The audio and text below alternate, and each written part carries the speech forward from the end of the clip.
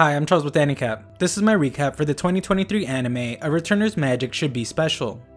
If you like my recaps, please consider subscribing.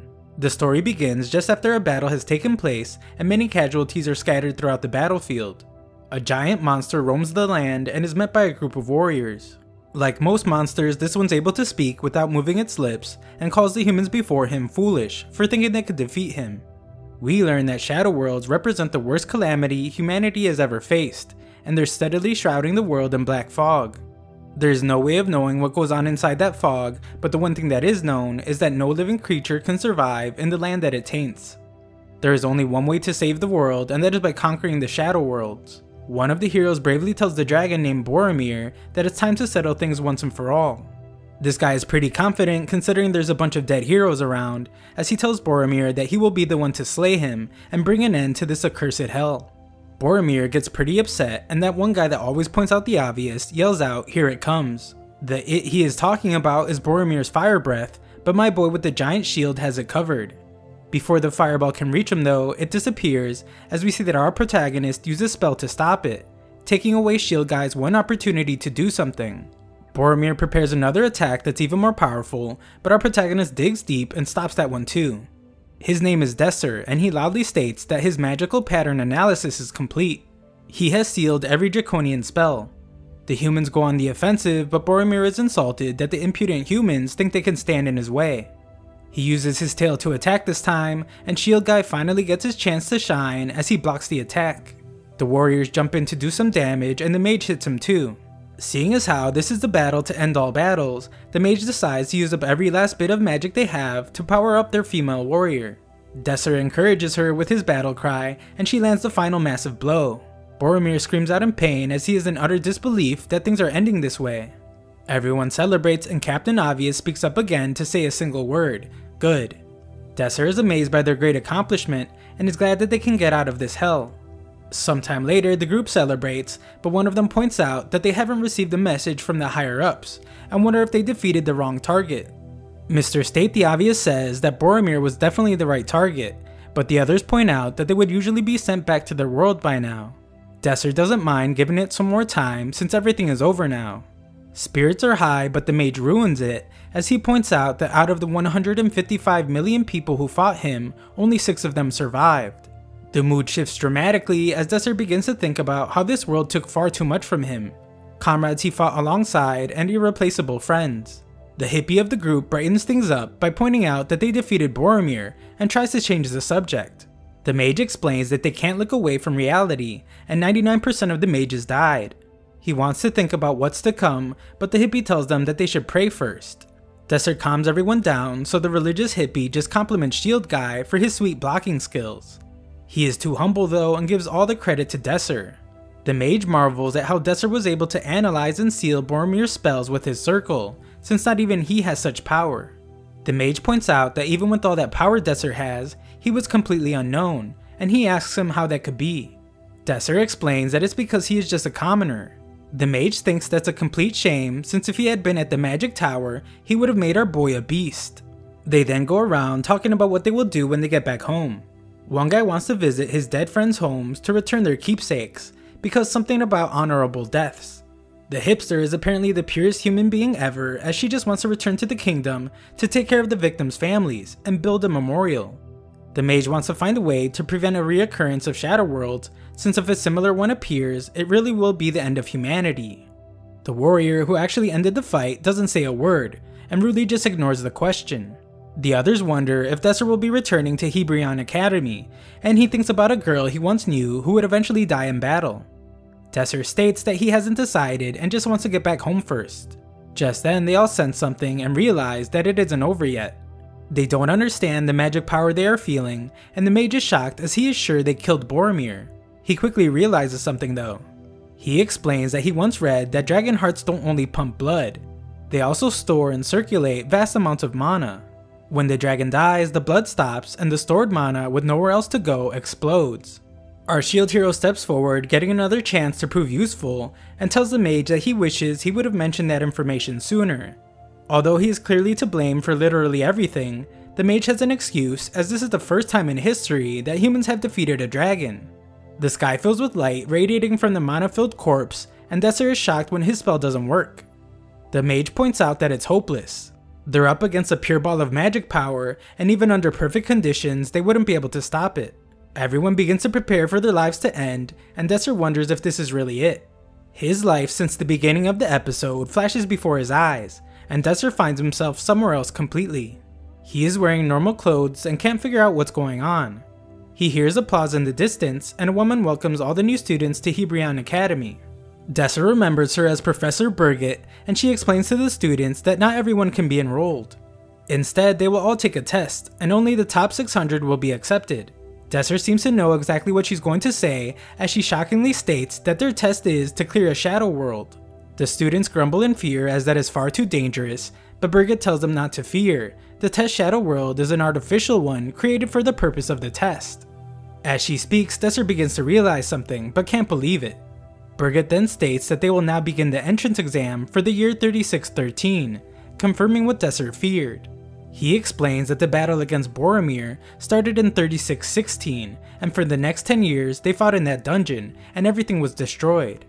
He collapses as he wonders what the point of it all was. Somehow, without pinching himself, Desser knows that it's not a dream, as he can clearly remember everything. Just then, a way too angry girl tells him that she was looking for him. She introduces herself as Ladoria and tells Desser that she will be his mentor. Desser searches his memory to find that Ladoria is a genius of a mage who wields fire magic, and she placed first in the academy rankings. She is shocked to learn that Desser is a commoner, and points out that even if he passes the test, he will be placed in the beta class.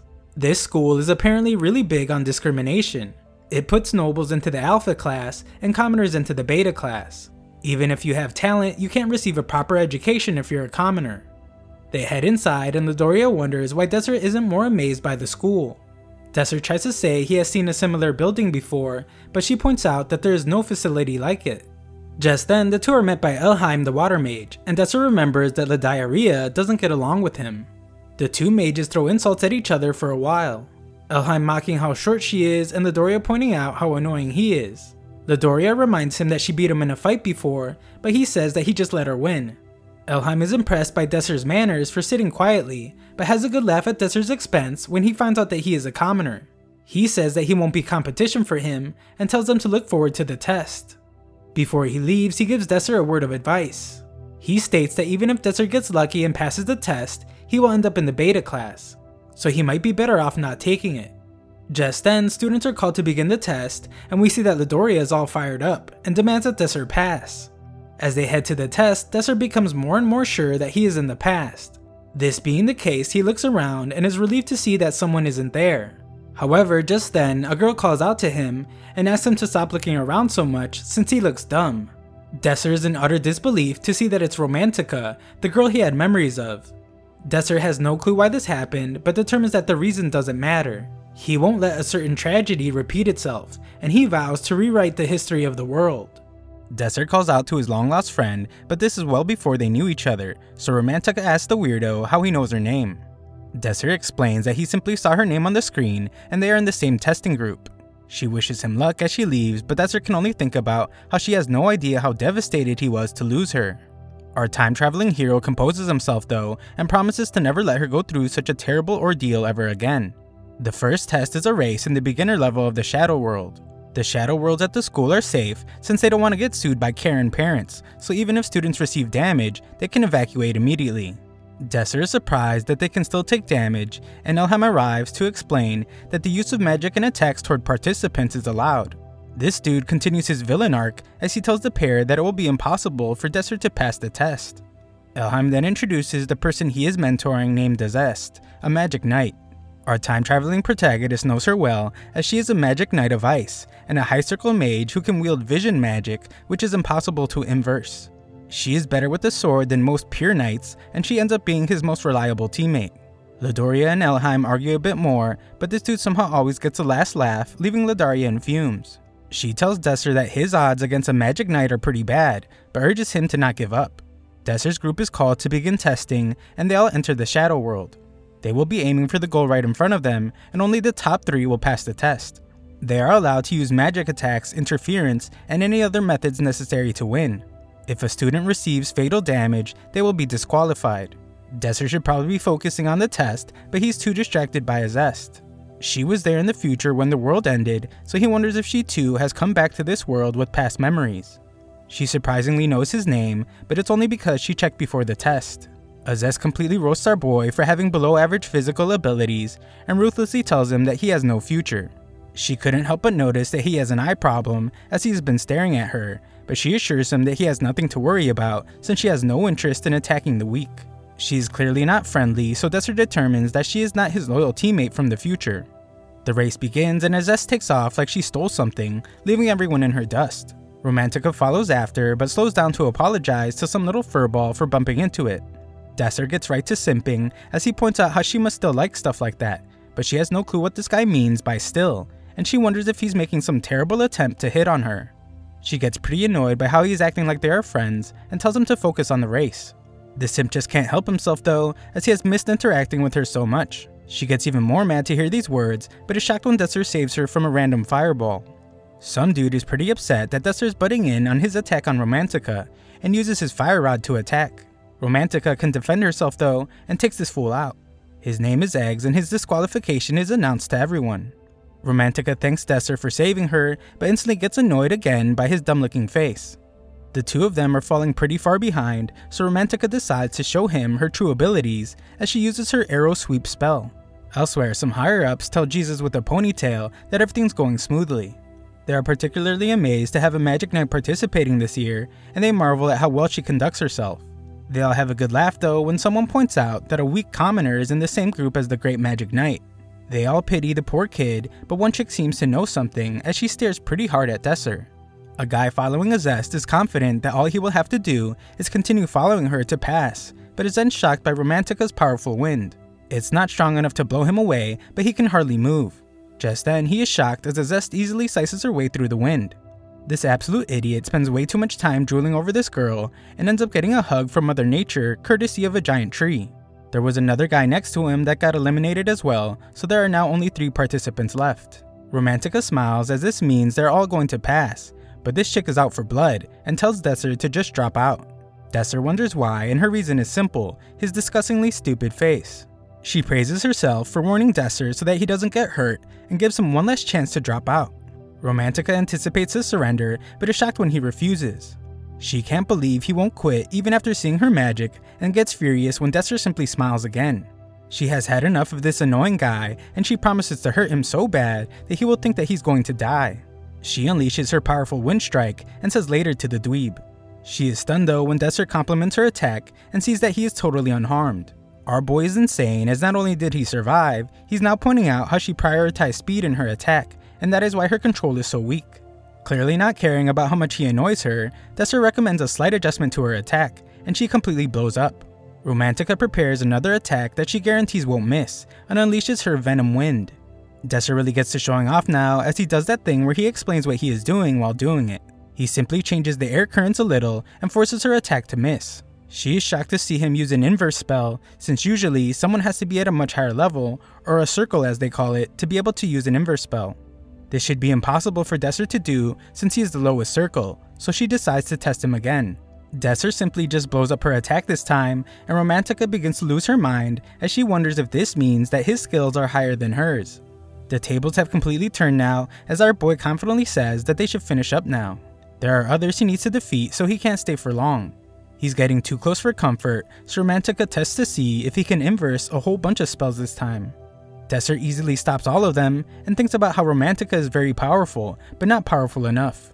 This won't do, since at this rate, they will simply repeat the same future where she met her demise. He is determined to make her stronger, so that is why he must be the one to win right now. Desser asserts his dominance like a boss, and tells Romantica that inversing spells is not the only thing he can do. She is surprised to see him use a basic spell that erases friction, and wonders why he would do that. Desser then shockingly reveals that she is actually not the one he has been fighting this entire time. The last thing he tells her is that they are not being tested on magic skills, they are being tested on who can reach the goal.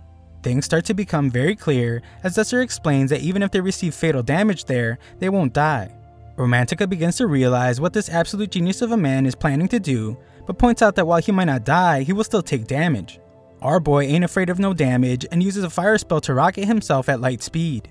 Romantica thinks he might be crazy, but it's really just a Riz King at work. Near the goal, Azez enjoys a comfortable lead, but can instantly tell Desser will soon pass her. She has no clue how he defeated Romantica, but decides that she will have to defeat him with all she's got. She prepares an immense attack, so our boy completes an analysis on every link spell she is using. This allows him to obtain control over the entire attack, but Azez realizes he is inversing them, and decides that she will have to end the fight before he takes them all. She instantly attacks with the ones that haven't been taken, but Desser manages to alter their trajectory. Azez sees that he just managed to dodge the fatal blow, and determines that she just won't give him time to inverse her spell. She combines her spells for her next attack, and Desser agrees that she is making the right decision. Unfortunately for her, our boy is a beast, and adjusts the attack's trajectory mid-flight. She is then shocked as he uses the blowback from the attack, combined with his lack of friction to launch himself again. Azez prepares an attack, but Desser explains that she's too hung up on defeating him, and he just blows right by her. Desser is announced the winner, but that practically means nothing to him. Our time traveler looks at his friends, and can only think about how they all, including himself, need to get stronger. It's the only way they can overcome the tragedy. Elsewhere, we see that a guy wearing a pretty dumb looking ring has just defeated a bunch of students, and is announced the winner of Group F. His name is Dante, and he stares at our boy's girl while giving her a creepy smile. Elsewhere, those in charge of the school discuss how, as expected, there will be no commoners in the Alpha class again this year. All these people discriminate pretty hard against commoners, as they say that the Alpha class is only for nurturing the chosen ones, and commoners should just be happy that they get to enroll in Hebrion Academy.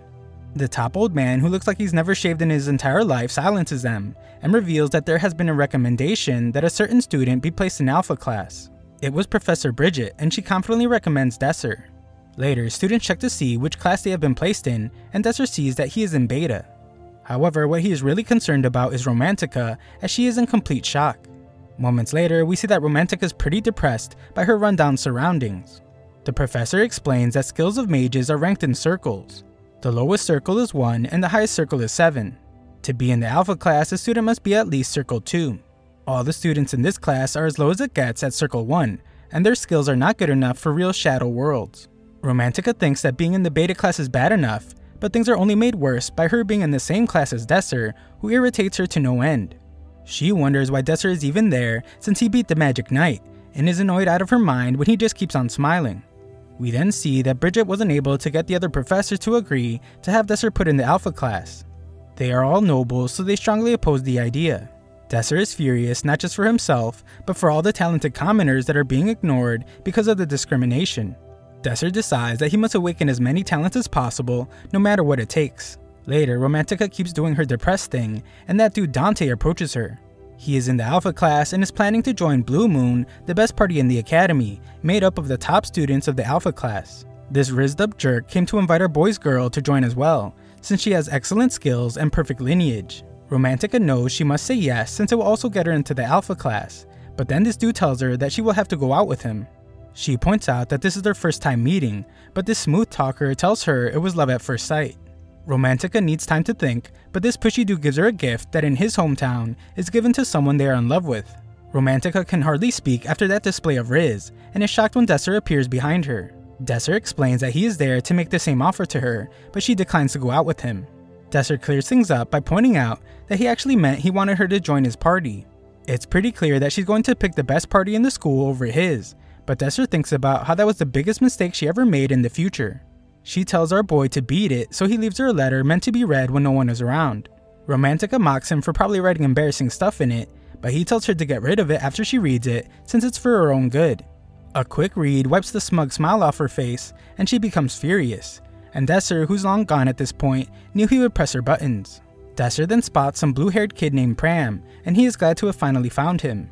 Desser explains that among the warriors who participated in the battle before his time travel, Pram was one of the fastest swordsmen.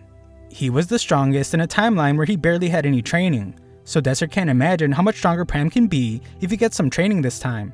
Just then, Romantica arrives upset that Desser seems to know some secret about her, but he tells her to quiet down to watch her practice. Romantica can't believe how adorable Pram is and wants to own him like a pet or something. Pram picks a weapon that shocks her pair since they wonder if he can really wield a great sword. Pram properly introduces himself, but his opponent refuses to speak to the Beta class scum.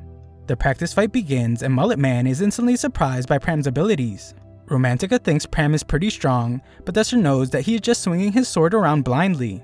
Mr. Business in the front, Party in the back fights back with a relentless attack, but Desser knows and anticipates a counter from Pram. Desser sees that Pram is going too soon as the redheaded mullet dodges and ends up countering him instead. The redhead named Percival is announced the winner, but he is unsatisfied with just that. He begins to wail on the poor kid while the useless referee just watches, so Desser jumps into action. He points out that the match is over, but Redhead threatens him too. Desser has a smart mouth on him as he asks Percival if he was upset that Pram's attack hurt him too much, or if he's just jealous of someone who's more talented than him. Desser manages to push every single one of this dude's buttons, causing him to attack out of control, but Desser blocks it with his arm. Desser once again reminds him that he won the fight, but frighteningly asks him what else he could want. Percival leaves but tells Desser that he will remember his face. Pram patches him up and Desser explains that he used magic to block the sword, so it didn't do much damage. Pram apologizes, but Desser explains that he was the one that chose to jump in. Pram points out that Desser now has an enemy in the Alpha class because of him, but again Desser says it's fine and he must tell Romantica to calm down because this girl's obsessing way too much about Pram's adorableness. Pram thanks Desser for rescuing him and promises to return the favor. Desser then takes Romantica somewhere they can talk in private, and he must calm her down by saying that he hasn't told a single soul about what he knows. However, he reveals that the professors know about it, which is why she was dropped to the beta class, even though she's a noble with amazing skills. Desser then puts it all out there as he knows that Romantica has the blood of a commoner, and her parents actually just bought the title of noble. The professors knew this and just think of her as another commoner piece of garbage. Romantica is certain that Dante will protect her if she joins their group, but he reminds her about how Dante called commoners filthy lowlives. Desser recommends that she join his party instead, and she becomes furious. She thinks he will tell everyone her secret if she doesn't join, and points out that he is a terrible person for blackmailing her. Our boy isn't a piece of garbage though, as he would never do that, and he simply says that if she doesn't join, then he will just have to start his party with Pram alone. Romantica's imagination runs wild with thoughts of the adorable kid, but she still struggles with her decision. She still thinks that Desser's pretty sketchy for smiling all the time and for knowing her secret. He acted super recklessly during the test and was somehow able to defeat the Magic Knight. On top of all that, he is somehow able to use the inverse spell even though he is at the lowest circle. After giving it some thought though, she decides to join his party, but mostly so she can uncover his secret. Romantica still hates his smile with every fiber of her being, but the two shake on their agreement. We then watch as Pram takes a good hard look at a strange looking sword. His mother handed him the sword that was left to him by his father, and explained that as long as the sword shined bright, it meant his father would be thinking of them forever and ever. The second this poor kid touched it though, it fell to pieces. Luckily for him, that part was just a dream. Later, the new trio head to see Bridget so they can apply to form a party. They enjoy some snacks, but it's soon time to get right to business. This chick grills Desser about why he wants to form a party, so he simply explains that he plans to get promoted to the Alpha class by winning the ranking tournament. Bridget points out how hard that is, but Desser is already well aware. She explains that the ranking tournament is an exam to determine the ranks of students in each grade. It's conducted with the Alpha and Beta classes together, and eligibility to participate requires a party of 3 to 6 members. The exam takes the form of a battle between two parties, and the winning party's ranks go up. This doesn't mean that parties with more members have an advantage though, since individual achievements are assessed. There are plenty of ways to earn rank, since the key is how much a student has contributed to the victory of their party. The objective of the ranking tournament is to assess the various skills of the students. The winning parties will participate in the final rounds that take place in a shadow world. Those who place within the top 9 are given the title of single rankers. Single rankers are able to advance from Beta class to the Alpha class, however not a single person has ever been promoted before. This is no surprise to Romantica since the Alphas have such a huge advantage, and she is certain that it will be a one-sided tournament. Bridget explains that it's practically impossible, but Desser shocks everyone when he says that is why it's worth doing. The professors all think that betas aren't worth teaching because they have no talent, so if all 3 of them in their party can become single rankers, then it would prove the professors all wrong. Bridget hopes that they can overthrow the horribly prejudiced system at the school and asks Romantica and Pram if they are certain they want to join Desser's party. They do, so afterwards, the 3 of them walk by an amazing top-of-the-line practice facility. Unfortunately, it's only for the Alpha students, so they head to the Beta students' practice facility. It's just a normal room, in fact it's worse than that, since it's practically falling apart. Covered in dust with the floor creaking, but our always positive protagonist is sure it will grow on them. Unfortunately, they find that they have a ton of roommates, as hundreds of rats run back into their hole. Desser's plan is to clean the dump up, but Romantica is not a fan of the rats. Desser says he will take care of it, so Romantica admires him for going to find another room, but he reveals that his real solution is just to plug up the rat holes. They have no other choice, so they just clean the place up. They do an amazing job, but Romantica is distraught. Desser says that it's time to get going, so Romantica assumes that he means head home to get all washed up, but he actually means to start training. She instantly regrets joining his group, but remembers her goals. She heads for the door, but Desser points out that the training room is in the other direction. Training starts off with Desser training Romantica to improve the accuracy of her magic. She explains that she already has that in the bag, as she shows off by firing several wind attacks right at the target. She is pretty proud of herself, but Desser wants her to have all of the attacks hit the center. She thinks it's impossible, but he explains that it's the only way they can beat the alphas. He is confident she can do it, and thinks back to the future when she proved it in battle. Desser antagonizes her by saying she could keep cleaning if she wants to instead, so she gets motivated to wipe that smile off his smug face. To help with her training, Desser has her try to put a ball in a circle, and he has to tell this silly girl that she can't just throw it. She's supposed to manipulate the air current around the ball to move it. Wind magic is her specialty, so he just reminds her to visualize it. She does just that, and Desser's amazed that she got the hang of moving the ball in her first try. He encourages her to keep going, and she's just glad to have gotten a compliment. Pram is eager to learn about swordsmanship, but Desser reveals that there's nothing he can teach him.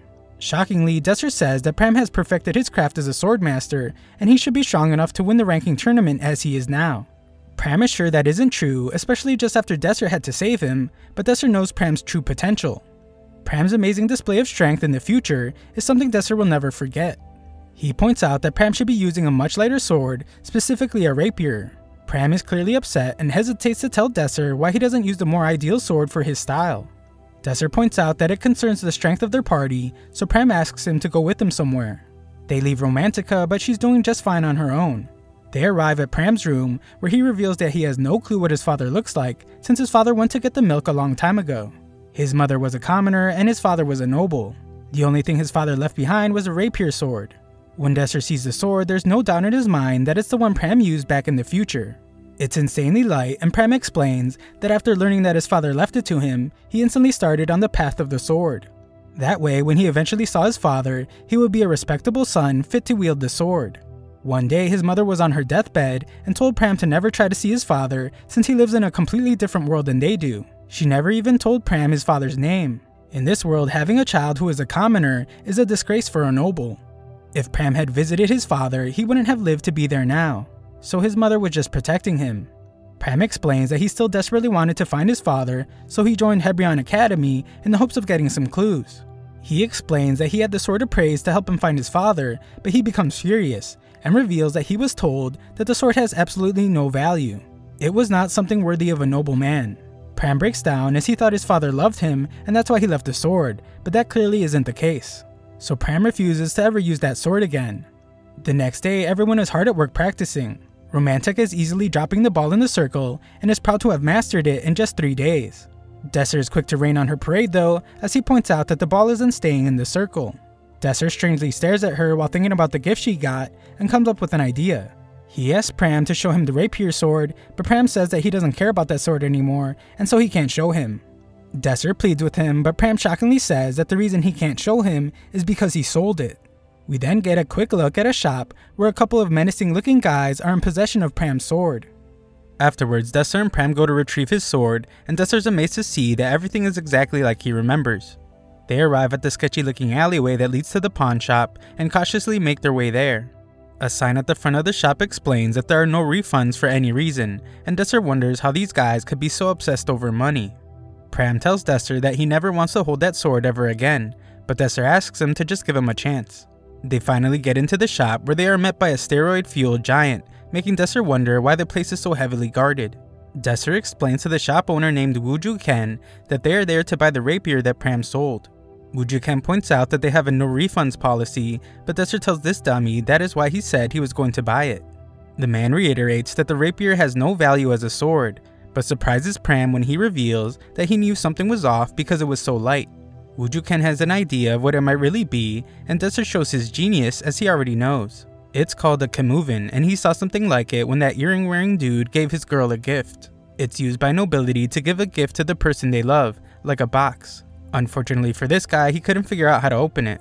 Wuju Ken then shockingly reveals that it would cost them 40 silver, but Pram is furious since he only sold it to the man for 3 silver just the day before. On top of that, he didn't even tell him that it was a Kamuvan. This sleazy guy points out that Pram only asked him to appraise it as a sword, so he did, and it was only worth 3 silver as a sword. However, now he is selling it as a Kamuvan, and its value is now 40 silver. Pram thinks this dude is just a dirty swindler, but Desser understands that it's just business, and pays the 40 silver. The guy wonders if he should have charged more, but Desser explains that is as high as he's willing to go. Wujuken tells him that just looking at it won't do any good, and an amateur like him won't be able to open it. This fool has no clue that he's talking to the protagonist, and we see that Desser uses his unique magic to read some hidden writing. Desser then urges the hesitant Pram to take the sword, and reveals that there is a groove on the hilt. Pressing this groove while removing the blade reveals that there is another blade underneath. Everyone in the room is shocked as this blade is neither iron nor silver. Pram has never seen a metal that shines like this, and Desser explains that the blade is made from blankium. It's harder than steel and lighter than a feather. It's metal that is used only in the highest quality weapons, and Desser is more certain than ever that this was the weapon Pram used in the future. They get ready to leave, but the giant behemoth gets in their way. Desser kindly asks the man to move the giant mountain of muscles, but Wujuken will only do so if they leave the sword. Desser reminds him that they had a business agreement, but Wujuken is a scummy shop owner and tells him that if the sword is really made from blankium, then that changes everything. Desser points out how much of a hypocrite the guy is, but this just makes the giant threaten them if they don't leave the sword. Desser simply refuses and easily dodges the musclehead's attack. Wujuken demands that he finish them off already, but the giant is shocked to see that Pram has stepped forward. Pram actually hates fighting, but it's clear that this guy intends to harm Desser, so he decides not to hold back. Pram is embarrassed after Desser reminds him that he said he wouldn't touch the sword ever again, but Desser was just messing with him and encourages him to show what he's capable of. Desser is certain that this sword is perfect for Pram's style, but is concerned since the giant's attacks can be fatal if they land. Pram is still pretty inexperienced at this point, so he is uncertain if he can win. However, everyone in the room is shocked when Pram begins to glow, and his opponent is excited by the determination in his eyes. He tries to attack, but Pram instantly counters and dodges, making it very clear that Pram is fast. Pram then demonstrates this even more, as the guy can hardly see him. Pram is landing a ton of hits, but they are just shallow cuts, and Desser wonders if he's having a hard time gauging his attacks with the rapier. The big guy is getting used to Pram's speed though, so if the fight drags on, then Pram will be at a severe disadvantage. Pram attempts to attack the guy's vitals, but the giant obviously expected that. Things are starting to look pretty bad, but Desser tells Pram to believe in his father. This is when Pram notices the writing on the sword and is inspired. He isn't sure how Desser could have known all this, but that doesn't matter. He is just determined to bring a victory to Desser for believing in him. Pram goes in for an attack, but Desser screams in shock as the giant saw it coming. Pram shows that he's not to be doubted though, as he slices right through the behemoth's sword and knocks him out. Pram credits the sword for being the only reason he is alive and says that it's all thanks to his father. They get ready to leave, but Wujuken explains that the door can only be opened by the guy that's unconscious on the floor. He demands that they leave the sword, but is shocked when Pram just slices his way out. On their way home, they stop to get something to eat, and Pram thanks Desser for everything he has done for him. Desser says it's not a problem, and it's only natural to help a friend when they are in trouble. Pram breaks down, and our silly protagonist wonders if he bought the wrong kind of food. Pram actually explains that he is crying because he was so lost and hopeless before. Now things are way better, and he even has someone that considers him a friend. He's just really happy and thanks both his parents as he plans to follow the words his father left. We then see that his father wrote the words "so my fledgling won't lose his way" on the sword. Back at the school, Romantica continues training really hard and displays her masterful control of the ball as she can now stop it right at the center of the circle. She celebrates but quickly realizes that she is alone. She tries out the challenge Desser originally gave her and is ecstatic when she manages to land every wind attack projectile right at the center of the target. Afterwards, she waits to meet with Dante and overhears people discriminating against her because she is in the beta class. Once she meets with him, she scarfs down a delicious meal, and Dante eagerly awaits to hear her decision about joining his party. Before she can even answer though, he assumes that she has accepted, and he prepares to take her to meet the other members of Blue Moon. Of course, he is incredibly shocked when she returns the gift he gave her, so much so that his tiny brain can't even understand what's happening. Romantica tells him that it's not just that she doesn't want to go out with him, it's also because she just joined a party in the beta class. This dude is in complete denial as he thinks she's just joking, but she is very serious. Romantica explains that she didn't like the party at first, but that completely changed. The leader is training her and improving her skills. She reminds him of how he called commoners trash earlier, and he doesn't retract his statement. In fact, he doubles down on it. Romantica reveals that she used to be a commoner, causing him to nearly have an aneurysm, and he once again thinks she is joking. She is again very serious, but she says that everything is okay now, since she has people in her life that won't look at her the way he just did. This guy is finally getting the message, and he tells her that if he had known that she was a commoner, then he never would have invited her. Their conversation is over, but Romantica has one last thing to say. She reveals that her party is planning to get promoted to the Alpha class, and that makes them enemies. This makes Dante furious, so he states that he will crush every single one of them. Romantica simply warns him to not look down on them and leaves. This enrages him more than you could ever imagine, as he looks like he's going to have a heart attack. We then get the reason why he is so angry, as a flashback shows a group of angry commoners destroying his home and demanding the execution of his father. Dante is so angry that he causes himself to bleed and vows to crush the filthy commoners. Sometime later, Desser's team enters the ranking tournament and they are in the qualifying round. Romantica wipes the floor with a group of 5 people using her wind attack, and their victory moves them up the leaderboard. Pram does his part against another team and they move up even more. Desser is the next to show what he can do, as our boy doesn't even move a single inch while stopping every attack of the enemy. The other 2 finish this team off, and our heroes reach the top 30, which means it's time for the real game to begin. Bridget is glad to see that they have made it so far, but is concerned because they will now have a huge target on their back. Elsewhere, the instructor in charge of the Blue Moon group is furious when he reads an article about Desser's team. The article points out that the team made up of beta class students has reached 30th place, and it questions if they will be the first ever to be promoted to Alpha. This guy angrily refuses to let them stay in their precious Alpha class, but he calms himself down. He explains to the Blue Moon students that while they are still only first years, it is their responsibility to uphold the pride and tradition of the Alpha class. For this reason, during the final round of the tournament, this psycho wants them to use any means necessary to eliminate Desser's team. He makes it very clear that they can never let them become single rankers. This guy speaks to Azez directly since she has fought Desser before, and she confirms that she is confident that she can beat him. She is the leader of the first year Blue Moon group, so he demands that she bring them victory. Azez can never forget the man that gave her her first taste of defeat, so she is determined to beat him with everything she has. Afterwards, Dante and Percival confront Azez. She thinks that they want to object to her being the leader, but they know how strong she is, and that is not what they want. Percival just wants to be the one that takes down Pram, and Dante wants to be the one that faces Romantica. Azez points out that they have a much better chance of winning fighting as a team, but these guys have serious personal grudges, so she allows it. She does, however, have one order for them. Azez shows that she has a personal grudge of her own, as she tells them that Desser is off limits to them because she will be the one to defeat him. Elsewhere, Desser thinks about how Romantica and Pram both have enough skills now, and he wonders if they are ready for the next step. His loyal teammates tell him that they are ready for more training for the final round, but Desser shocks them when he reveals that there is no training. Instead, they will be doing a special regimen for the final round. For this, they head to the library where Desser presents a bunch of books to them. Romantica is stunned when Desser reveals that he will be having them study history, and she must be reminded to stay quiet.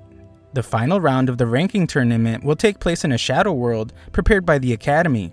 Historical incidents are recreated in those worlds, and if they're able to stop the incidents from happening, they clear the shadow world. Studying the history of these incidents will help prevent them, but they don't know which incidents will be produced.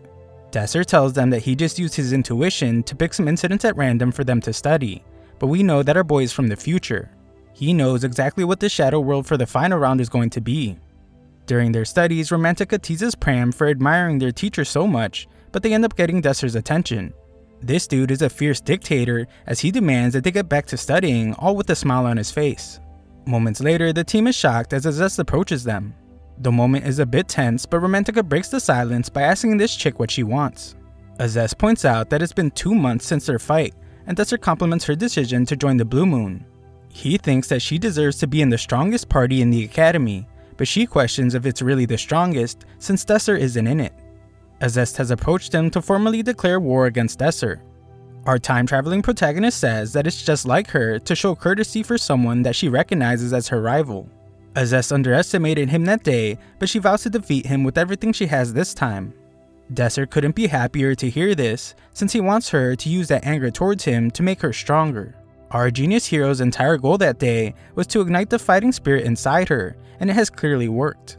His friends becoming stronger is the only way they will be able to change the future, so he looks forward to fighting alongside the stronger Azest. Sometime later, we reach the day of the ranking tournament. Several portals have been set up at the center of a stadium, and reporters are busy interviewing instructors. The final round is a big event at the academy, so a lot of townspeople come to watch, and it gets pretty loud. It's clearly a big deal as Desser's friends realize that he's wearing his tie properly today. Desser explains that he doesn't wear his tie correctly normally because it's just uncomfortable, but Romantica thought it was just because Desser liked showing off his chest. They all joke around and Desser's just glad that they don't seem nervous at all. They're all ready to start and head to center stage. All the other teams are ready as well, and the large crowd erupts with cheers. One of the guys doesn't think that Desser looks very tough considering all the hype he has been getting, but some blue-haired girl tells him to focus. Some long-haired jerk chimes in though and reminds everyone that a guy like Desser isn't worth worrying about. A voice explains that the final round will begin shortly and reminds them that in order to clear the Shadow World, participants must solve a certain incident. They are all allowed to use any methods to win, but if they receive fatal damage, they will be disqualified. Everyone gives each other dirty looks, and it is explained that those who contribute to clearing the Shadow World will receive more points. The top 9 players will receive the title of single rankers. Desser and his team are at the very bottom, so Desser explains that in order for them to become single rankers, they have to either clear the Shadow World themselves or defeat every other participant. The gates begin to open and the final round of the ranking tournament begins. Everyone stares intensely at the portals, and once they finally open, the large crowds begin screaming for their favorite teams. With the portals open, everyone finally enters, but Desser's team is last. Desser reminds his friends not to worry and assures them that they can do anything they set their mind to. They are separated before teleporting inside, and a voice tells Desser that everyone's location has been determined randomly. Desser decides that his first objective will be to find his teammates, but he is instantly attacked by an ice bolt. The blue-haired chick from earlier can't believe how lucky she is to have found Desser right off the bat, and he just can't believe how famous he has gotten. This chick just wants to fight, but our boy easily melts her silly little ice attack. He gets pretty surprised though when she shows that she can use 2 spells at the same time, and she uses her Aqua Wave attack. Desser stops it with another fire attack, causing steam to go everywhere, and he realizes that her other spell is a defensive one. However, he can't understand why she's doing it. It becomes pretty clear though when she cleverly puts the second spell in front of the first to freeze it, and Desser points out that such interesting attacks are expected from someone in the Alpha class. The blue-haired chick is just getting started though, as she uses a wind spell to violently throw around all the shards of ice from her previous attacks. This lady is pretty full of herself, as she explains that her spells are a type of magic that a commoner like Desser would never be able to wield in his entire life. She asks Desser if he has any last words before she tears him to pieces, but our boy doesn't have a single ounce of fear in his body. He admires her confidence but then really irritates her when he points out that she should be aiming for his vitals. Desser continues getting under her skin as he states that she must not have that great of a control over her own spell. She angrily tells him to shut his mouth, so Desser knows that he's really in her head now. Desser is done messing with this girl, and with a simple snap from his fingers, he destroys her entire attack. Of course, she has no clue how he managed to do it, but realizes that he's using inversing spells. Desser has full control over the fight now and teaches her a lesson. He says that she should never underestimate her opponent, and she should always think about her next step. Those are the basics of war, so he tells her to watch closely and ingrain it in her brain. Desser finishes up collecting all her shards to create a massive crystal and sends it right back at her. This chick is pretty dumb apparently, as she simply says that there's no way that a commoner's magic can beat her. She thinks that she can easily stop his attack, but our boy isn't done teaching her a lesson. He breaks apart the giant crystal to avoid her shield and easily defeats her. An announcement of her defeat is made, and Desser points out that it's just one of many to come. Elsewhere in the Shadow World, some little nerd walks around complaining about how hot it is in his random location. He wishes he had some sun protection, but takes a moment to appreciate the breeze. This poor kid is quickly dropped by a powerful spell from Romantica, and his disqualification is announced to everyone. 27 participants remain, and we see that Romantica and Pram have already found each other. They were lucky to be transported near each other, and Romantica thinks it's adorable when Pram is worried about Desser. She uses her wind magic to detect some nearby enemies and decides to go after the one that is all alone. Romantica sends out an attack, but it's instantly destroyed and 2 enemies appear.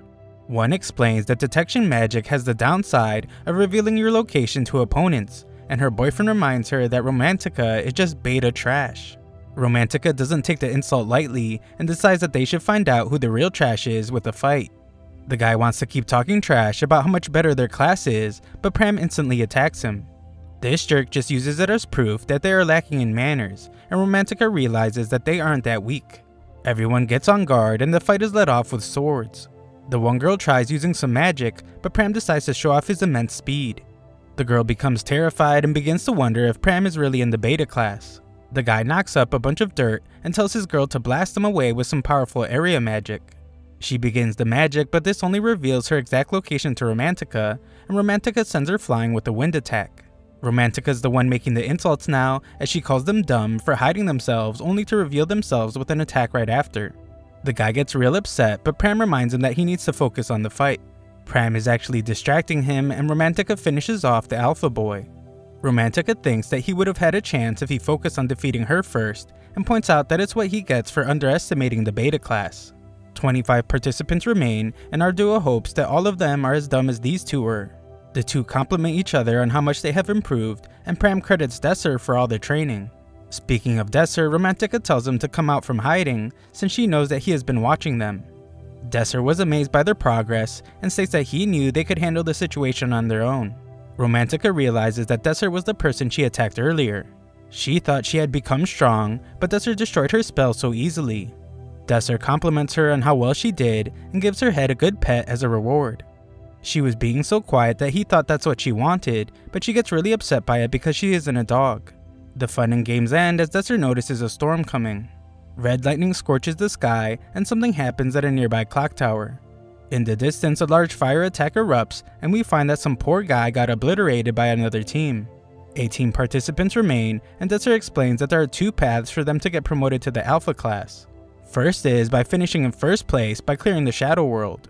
The other way is to simply survive and place within the top 9. Desser is certain that it would be impossible for them to clear the Shadow World since the other teams would simply gang up on them. There is a small chance that they can finish in the top 9 though. The other teams will be clashing against each other, and they just need 9 more to get disqualified. Romantica thinks it will be much more difficult than he is making it sound, but Pram is confident they can do it. However, instead of drawing up a plan or doing something useful, Pram is simply doodling on the ground. Just then, they run for cover as it begins pouring rain, and there are no signs of it stopping. They have no choice but to wait it out under a tree, and Romantica comes to a realization. Aiming to be in the top 9 among the Alpha students would never even have crossed her mind if it wasn't for Desser. If it wasn't for him, then she would have joined Dante's team, and who knows what would have happened when they found out that she is a commoner.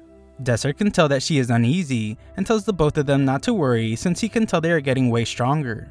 Our boy's Riz is really getting to her, but she calls him a weirdo and tells him to stop touching her head. She reminds him how much she hates his dumb face, but thinks about how she really loves her team. Just then, a bell rings in the distance, and everyone can hear it. Desser says it's finally time, and reminds Romantica that this was part of their studies. They are in the world of the Previous Clock Tower. The Previous Clock Tower is a high-level magical device that produces monsters at regular intervals. Just then, the clock tower activates, and we see that something is in the ground. A voice announces that a survival quest has been generated, and the clock tower has produced a new monster. All the teams need to survive the monster's attack, and all the teachers think it's bad news for the beta class. They are all certain that Desser's team is finished, and the big dude in charge of the Blue Moon group laughs at Bridget. Back with our team, they hear a girl scream for her life, and it's announced that there are only 17 participants left. Danger is approaching, so Desser tells his 2 friends to stay back. Something begins to stink real bad, and the ground begins to shake. A monster is coming, so Desser tells them to be on guard, and a rat emerges from the ground. The other 2 are terrified as the rat lets out a loud roar, and Desser realizes that they need to get out of there. A giant horde of rats appear, and Desser determines that this is because of a Kildra monster. It's a monster that uses a battalion of mice-like limbs. Its diet is human blood, and it never gives up once it has chosen its target. Romantica decides to fire an airball at them, but it's no use. They just need to keep running, but it's pretty clear that the mice are catching up. Desser explains that their only option is to beat the one in command. It'll be one of the mice in the pack, but Romantica thinks it would be like finding a needle in a haystack. Desser stops running as he knows a way to find the leader. He makes himself bleed and uses his blood to draw out the one in command. The dumb little rat reveals itself, and Romantica drops the thing right out of the air. The thing doesn't die though, and Desert points out that even though it's a little rat, it's still a monster. Its magical resistance is high, and even Romantica with their current skills can't beat it in one blow. The rats just keep coming, so Desert determines that he has no choice. He commands his team to retreat, but is shocked when Pram jumps forward. The team tells Pram to stop, but this crazy kid runs straight into the giant swarm of rats. Elsewhere, the other teams are having just as much trouble with the rats, as there are now only 16 participants left. The red team is faced with a giant group of rats as well, but their leader confidently tells his group to stand back, and he uses a fire spell. The green team apparently has no clue what is going on, as they are glad to see that what they feared was just a tiny little mouse. One dummy tries to shoo it away, but the mouse lets out a battle cry, and they are swarmed. We then return to find that Pram is inside the horde of monster mice. He tells himself to focus and tries to find the one in command. He is certain that it took damage from Romantica's spell and is determined to find the little critter. After fighting the mice for a moment, he finally detects something. On the outside, Desert desperately tries to rescue Pram by tearing away at the mountain of vermin. Romantica wonders if she should attack with their air balls, but Desert points out that she will end up hitting Pram too.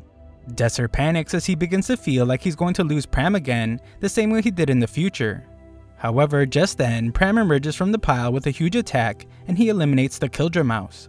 It is announced that their survival quest is over, but Desert rushes to Pram as he is in bad shape. Pram receives praise from his friends, but he is exhausted.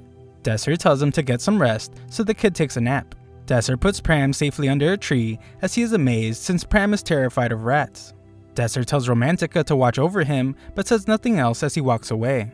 Desert is furious with himself since he should have been able to clear the quest without making Pram go through all that. He realizes that he got carried away with their improvement and he let his guard down. Desert punches his own face and reminds himself that he is there so he won't lose his friends again. He returns to his friends who are worried about his face, but he says it was nothing. Desert's team is surprised that he wants to travel in the rain, but he explains that it's because they have found the previous clock tower. They head there, but Desert reminds himself of one more thing. He plans to take the perfect route to reach his goal, and vows to never make the same mistake again. Elsewhere, we see that the red team is amazed by how their leader burned an entire area to defeat their rat group. The green team won their battle as well, and Azez used her ice magic to defeat their rats. Desert's group finally reaches the clock tower, and we see the leaders of all the remaining teams. Azez's team stares at the eerie clock tower, and it is explained that whoever stops it wins. They are confident that it will be a piece of cake, but the wind begins to pick up. Azez quickly realizes that it's not just any wind, and they must quickly defend themselves from a barrage of magic attacks. The attack is relentless and even manages to destroy 2 guys from Azez's team.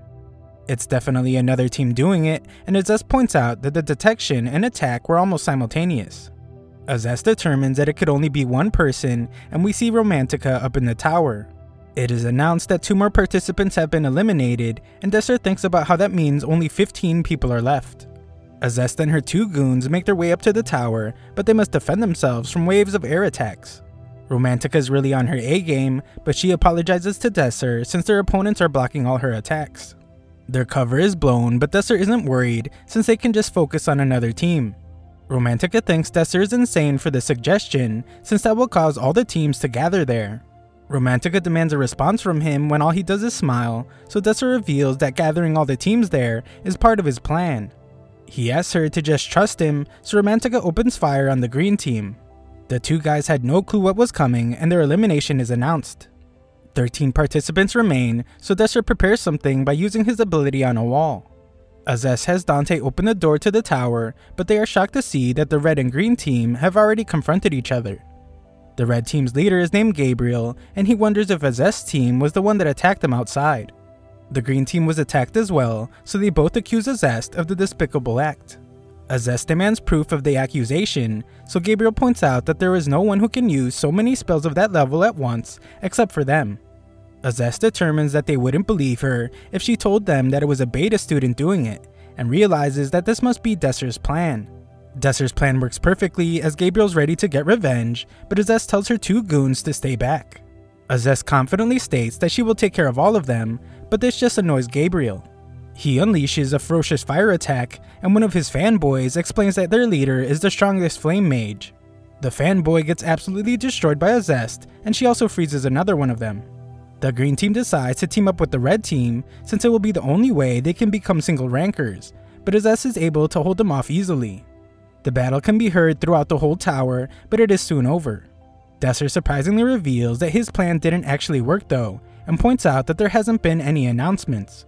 This means no one has been eliminated, and tension builds as our heroes can hear someone coming up the stairs. It's Azest's team, and she explains that she only locked the others in place. Desser was hoping that they would all crush each other, but Azest has ruined his plan. She thinks his plan was dumb, and everyone pairs off against their counterparts. Azest exclaims that if they really think they deserve to be single rankers, then they need to fight and prove it. Just then, Azest uses her ice to isolate them on the next floor, and the fight begins. Dante goes right for Romantica, and Percival reminds Pram that he is his opponent. On the next floor, Desser seems to be in bad shape, but Azest tells him to get up as she is sure that attack wasn't enough to end him. She is correct as our boy was just faking, and he uses a spell called Stone Break. The stone that hits her turns into a dangerous snake, but Azest manages to freeze it just before it attacks. Our boy follows that up with some of his inversing magic that destroys her ice and covers the area in dust. Desser isn't taking the offensive and just hopes that something will make it in time. Down below, Percival has taken control of the fight against Pram, and he wonders why Pram switched swords. Pram mocks the mullet-having redhead for doing too much talking, so Percival attacks with rage. He is certain that he is going to destroy the little kid, but is instantly surprised when he can't even hit Pram. Percival quickly realizes that his skills won't be enough since Pram is a completely different fighter this time around. Pram kicks this dude right in the chest, and Percival can only wonder how he got so strong in such a short time. Pram refuses to tell him his secrets to success, so Percival gets enraged and calls Pram beta trash. Things are going much easier for Dante as he easily fends off Romantica's attacks. The confident Dante wonders if that's all she's got, and Romantica thinks about how she doesn't have much mana left. She is at a severe disadvantage in close range combat, and Dante's ready to end the fight. Luckily for her, Desser's magic destroys an ice pillar, and Dante loses visibility. He doesn't think it's much of a problem since everyone has lost vision as well, but Romantica somehow nearly hits him. Her attacks continue, and he wonders how she could possibly know his location. Dante realizes that she is using wind to detect him, and Romantica decides that she will have to end the fight while there is still fog. Unfortunately, Dante hits an item that clears the fog, so he retakes control of the fight. He nearly slices her to pieces, and Romantica realizes that the item around his neck is the gift she returned to him after she rejected him. Dante explains that his little necklace is too good for a commoner, but Romantica tries to explain that they are all students regardless of status. They are all humans, and that fact will never change. She is tired of all the segregation, but Dante is disgusted by the thought of a noble like him being compared to a commoner. Romantica is getting pretty sassy and demands that he tell her what the difference between them is. For Dante, the difference is everything: class, strength, and talent. They were different from the moment they were born. Dante has memories of what the commoners did to his father, and he refuses to believe that they are the same. Romantica has no clue about his past and just thinks that he is a crazy lunatic. Dante knows that she wouldn't understand even if he told her, so he plans to make her learn the hard way. Dante surrounds the area on fire, causing Romantica to counter with air. However, Dante is too skilled and knocks her back. Pram rushes to her side and she reveals that she just barely managed to survive. Dante tells Percival to stand back as he is finally ready to slaughter all the commoners. Dante's crazy is really showing now, but Romantica needs time to restore her mana. Pram prepares to buy her some time, but he is quickly swallowed up by Dante's attack. Dante heads directly for Romantica, but Pram frees himself to rescue her. Of course, this only gets Dante more upset with the filthy commoners. Percival reminds Dante that Pram is his prey, but Dante has lost his mind and proclaims that he will be the one to end them both. Pram explains that Dante tunnel visioned super hard when trying to eliminate Romantica, so he was able to take advantage of that. Romantica realizes that in her current state, she won't be able to defeat Dante, and she will only slow Pram down. She comes up with an idea though, and asks Pram to lure this spiky-haired redhead somewhere else. Dante is after her, so she wants to fight him herself, and she knows that Pram wants to fight Percival one-on-one. Romantica tells him not to worry, but Pram can tell that she is lying. He knows that Romantica is trying to sacrifice herself, so he refuses. Pram proclaims that all three of them on their team will become single rankers, and none of them will be left behind. He remembers the words of their fearless leader and reminds her that they are much stronger now. Romantica wants him to stop smiling because it reminds her of Desser's stupid face, but Pram just can't help it. Romantica thanks the kid for inspiring her, and the two prepare for battle. Up above, Azez tells Desser that this fight won't end the same way the entrance ceremony did. Our boy is ready to fight too, and agrees that they should fight to their heart's content. Azez shows off her insanely powerful magic, but Desser easily destroys it. Azez then uses magic to make her more mobile, but she is shocked when Desser shows that he can inverse that as well. She tries to end him with her next attack, but with just a single snap from Desser's fingers, her spell is destroyed. Desser doesn't give her any chance to react as he follows up with fire magic, but he is amazed when she was able to avoid it by encasing herself in ice. Desser compliments her for not even having a scratch on her, and she realizes just how dangerous Desser is. Azez expresses her extreme confusion since she surpasses Desser in all aspects of combat. Mana, magic, speed, hand-to-hand combat, she is better than him at all of them, but for some reason she is struggling against him. Our boy Desser gives her his signature smile and simply tells her that she needs to have some more fun. Azez is as serious as it gets though, and determines that she's only lacking in experience. Azez attacks, but Desser saw it coming a mile away, so he counters. Azez is no slouch however, as she dodges all of his fireballs. She moves in for a sword strike, but Desser uses a spell to increase his strength and stops her. Azez does manage to push him back, causing Desser to be impressed with her power. Azez continues her barrage of attacks, putting Desser on his heels, but she still can't understand why she can't beat him. She couldn't be more serious, but Desser wonders if she is having fun, and he points out how she probably has never had a battle against a worthy opponent. Desser looks back to the future as he remembers how Azez always looked bored because she was never challenged in battle. Azez doesn't know anything about this fun thing he is talking about and just proclaims that she will beat him. Desser instructs her to give him everything she's got, but she's already way ahead of him. Things begin to intensify greatly as Azez prepares an attack she calls the Frozen Throne. The entire room is covered in ice, and Desser recognizes it as vision magic, a type of magic that he cannot inverse. Azez takes a seat at her throne and tells Desser to get ready. Almost instantly, Desser is dodging shards of ice, and he is stunned when he sees the insane number of magic circles that Azez has created. She uses them to attack, but Desser is not afraid. He explains that inside the frozen palace of vision magic, Azez can wield her magic without limitation. It was the trump card that she used before Desser went back in time. It's an incredibly advanced ability, so he is shocked that she can use it already. Our boy doesn't have a single fearful bone in his body as he's able to inverse these attacks. Azez continues to make more circles, but Desser just destroys those as well. Desser confidently states that it doesn't matter how many she makes, her magic will never reach him. Azez realizes that he is inversing every spell instantly and wonders if she can win with her sword. She determines that her sword alone and her magic alone won't win her this fight, but she comes up with an idea. Azez surprisingly decides to remove her vision magic, but Desser is both shocked and amazed when he realizes why she did it. Down below, Pram defends himself against Dante and manages to send him flying.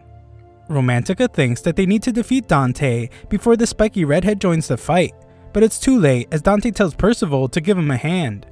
Percival mocks him since Dante said he would handle them on his own, but Dante explains that he just doesn't want to waste any more of his precious life fighting disgusting commoners. The two villains attack our heroes and end up putting them in a very tough spot as their teamwork is impeccable. Pram does well to fend off Percival's first attack, but Dante is quickly approaching, and Percival has already recovered his sword. Things are looking pretty bad for our heroes, but Romantica thinks about Desser and regains her confidence. She tells Pram to get down and unleashes an insanely powerful attack. Back upstairs, Azez transforms her weapon into a magic sword, the ultimate attack method that can only be used by magic knights. Usually it takes 10 years to master this skill, but Azez somehow did it in the blink of an eye. Azez begins her attack, so Desser tries to push her back using a spell, but she is undeterred. Azez is pretty pleased with herself as she found a way to attack that Desser cannot inverse, so she goes in for the final blow. Desser's dagger is destroyed and Azez celebrates her victory. Unfortunately, her celebration is premature as she realizes that Desser is using his inversing spell.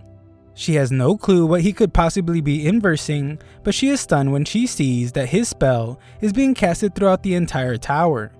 Just then, it is announced that the quest has been cleared. The magical power of the previous clock tower has been severed, and it has stopped functioning. This marks the end of the ranking tournament's final round. The clock tower will never again summon demons, and Desser is announced to everyone as the person who cleared the quest. The crowd watching erupts with cheers, and instructors have mixed feelings about the outcome.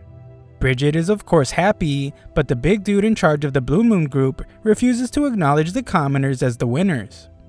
He even goes so far as to accuse Bridget of cheating somehow. This guy is really set on discriminating and points out that it's impossible for a commoner to outdo a magic knight and clear a shadow world. Some other classist bigots join in to accuse her of leaking information to Desser's team. Luckily, there are some other teachers with common sense, and they point out that there's no evidence against her, and they all saw who won the fight fair and square. Jesus with the ponytail remains calm and has his assistant reveal that he had already chosen the single rankers before the meeting even started. This ruthless old man states that the purpose of the meeting was simply to hear their opinions, even if their opinions are garbage that isn't worth listening to. This Jesus looking dude that looks like he plays hacky sack on his free time then has the assistant read the names of the 9 single rankers, but we don't get to hear. Elsewhere, Desser reveals that his plan originally was for his team to last long enough for the other contestants to eliminate each other. Ending in the top 9 would have been enough to make them single rankers, but Azez figured that out and froze everyone instead of eliminating them. Unfortunately for her, her team was so focused on fighting them that they didn't realize what their real plan was. Desser's team arrived at the tower slightly before everyone else, and he started analyzing the tower. It's an ancient tower, so it was very difficult, and he ran out of time. He just barely managed to finish analyzing it during his one-on-one against Azez, and he wouldn't have been able to do it if all the alphas came after him. Azez realizes just how much of a genius our boy is since he wasn't even focused on their one-on-one battle. He was always looking at the bigger picture just like he was during the entrance exam. Azez realizes that she has always been playing right into his hands and acknowledges that he has defeated her in every possible way. Desser is of course humble as always and states that if her sword had come just a tiny bit faster, she might have won. Pram arrives to interject and points out that if Azez would have done that, then they would have fought in his place. They had already beat up her goons by that point and are ready to take her down if they must. Desser praises his team for a job well done, but Romantica tries her best to pretend like she doesn't like getting her head pet. They are clearly a very close team, and Azez depressingly leaves to go see Professor Fergman, the instructor in charge of the Blue Moon group. Before she leaves, Azez puts her pride aside and asks Desser if she can join his training group. Romantica tells Desser not to let her, but he tells Azez to meet them at the training area in the mornings and after school. Romantica is furious, but Azez agrees. Afterwards, Desser's team goes to see Bridget. Before she reveals if they are now single rankers, she brings out a huge cake. It's from a bakery where people line up for half the day just to eat the crumbs off the floor left by people walking out with bread. This place is so popular that cakes are reserved for the next 3 years. Romantica assumes that this means good news, but Bridget reveals that they didn't pass. Luckily, this lady has a sense of humor as she was just joking, and she congratulates the 3 of them on officially becoming single rankers. They are all the first commoners to ever be promoted to the Alpha class, so they all celebrate. Desser thanks her for her help, but Bridget points out that they were the ones that did all the work. As they all shove tons of cake into their face holes, Bridget has a memory from a long time ago. Desser was just a weak little nerd, so he asked Bridget to teach him magic. She then helped the dweeb over the course of several years, and Desser became the boss mage he is today. They all continue scarfing down unhealthy amounts of the sugary dessert, and Bridget thinks about how strong Desser has gotten. Sometime later, Desser's friends are ready to have some fun as they're on a break from school. When they go back, they will be in the Alpha class, so this is their last chance to enjoy themselves before they get really busy. Desser is the most responsible one in the group, so he is hesitant, but his friends eventually convince him to hang out in the mall. The so-called fun starts off with the guys just waiting around while Romantica tries on different outfits. Desser thinks she looks okay and whatever, but Romantica gets upset as she wanted to hear something more exciting. She decides to give him another shot at it and goes to try on something else. Desser begins to say things like "you look so amazing" and "that really looks great on you." That's the exact kind of thing Romantica wanted to hear, but she gets really upset when she realizes that Desser was talking about Pram. The little brat stole the show, leaving Romantica pouting. It's Desser's turn to get something now, so Pram silences Romantica as he needs full focus on helping Desser pick a tie. Pram just can't decide, so Desser signals to Romantica in the hopes that she will get him out of this situation. Romantica signals back that there's no stopping Pram when he gets this way, so Desser has no choice but to wait, even though he can't stop shaking from having to bend down. This horrible event finally ends, and Romantica can't believe that Pram took more time shopping than she did. They decide that it's okay since Pram is so happy, and head to the next area. Azeste appears out of nowhere and explains that she likes a change of pace every now and then.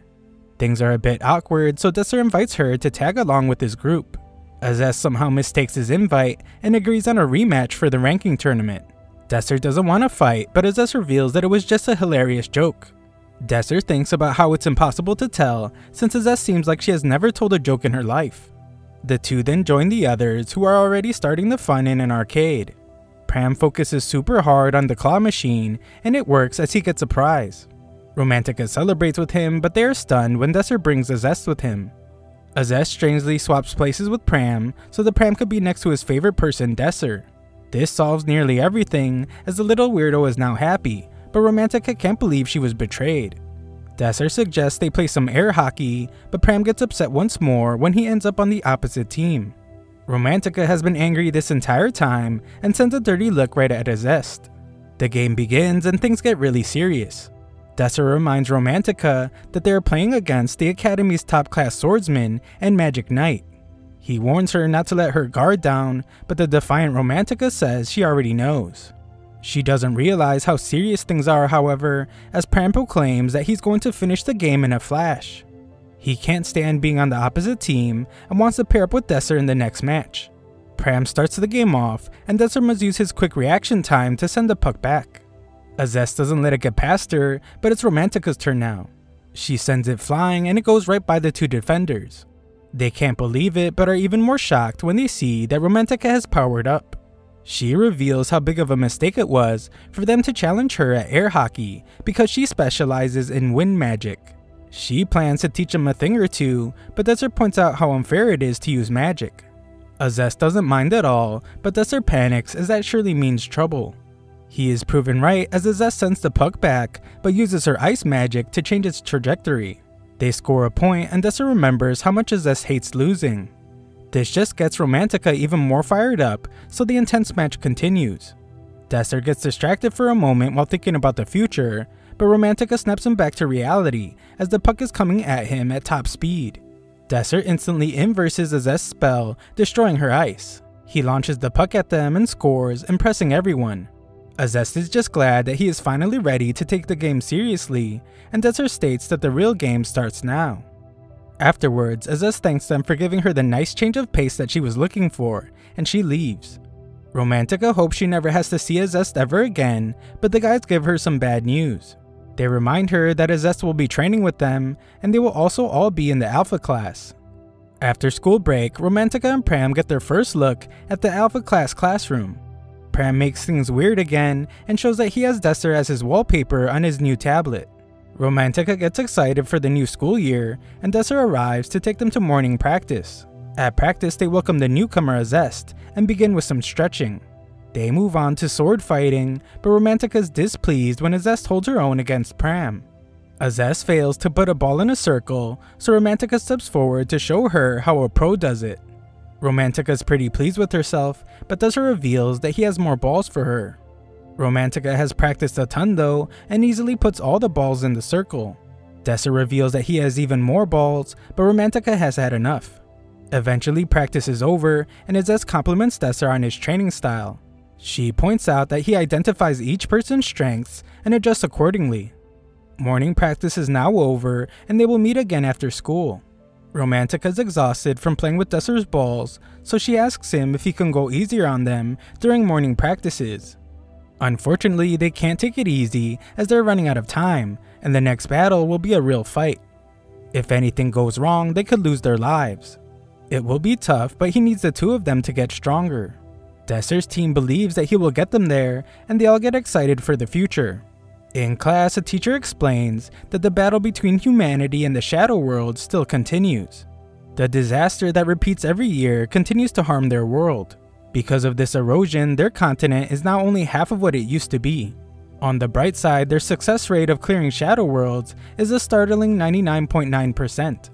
They have been able to halt the contamination from the Shadow Worlds thanks to the power of magic gems. Magic gems appear when a Shadow World is cleared, and they contain an incredible amount of mana. However, they cannot be used as they are found. A process was invented several years ago that allows them to use the power. As a result, the mana that was produced gave rise to a lot of technology. The instructor asks the students who invented this process and calls on Romantica, who is falling asleep, to answer the question. Luckily for her, our boy Desser gives her the answer, and she's able to save herself from embarrassment. Class ends, but Desser goes to introduce his team to Professor Prelude. She is amazed by the single rankers, even the sleepyhead Romantica. Prelude is surprised to hear that Desser needs a favor, so they head to her office. Prelude assumes that he needs support for his party. Each party is eligible to receive support from the Academy and the Magical Tower, but unfortunately the deadline has passed. That isn't it at all, and Desser hands her a request form. Desser wants her to assign his party to guard a certain branch of the Magical Tower. Prelude is a bit surprised that they want to protect the tower, but she declines simply because she has no reason to allow it. She apologizes but does want to know why he brought it up. Desser then reveals that he knows that a magical stone called the Tear of Virginal is stored at the Horelli branch. Prelude is shocked and demands that he tell her how he knows that. Desser then shocks her even more when he states that in 10 hours, a certain group is going to try to steal it. Prelude's disbelief continues, and Desser reveals that this group is called the Outers. Prelude's shock nearly gives her a heart attack as she can't believe how much Desser knows. The Tear of Virginal and the existence of the Outers who are after the magic gems. This stuff is top secret information. Desser was in the beta class just a few days ago, so she can't understand how he could know about it all. Desser doesn't have time to explain and states that they need to do something before the magic gems are stolen. Desser once again requests that she allow them to protect the branch, as she is the only one that can do this for them. 10 hours later, at the Magical Tower headquarters, we see an old face from the future, the know-it-all mage named Master Zod. He is informed by a panicking guy that the Horelli branch is under attack. Master Zod goes to check who will be protecting the branch and sees that it's a student he has never met before. Thanks for watching my recap. Sign up to my free newsletter if you want to show some support to the channel. Link is in the description.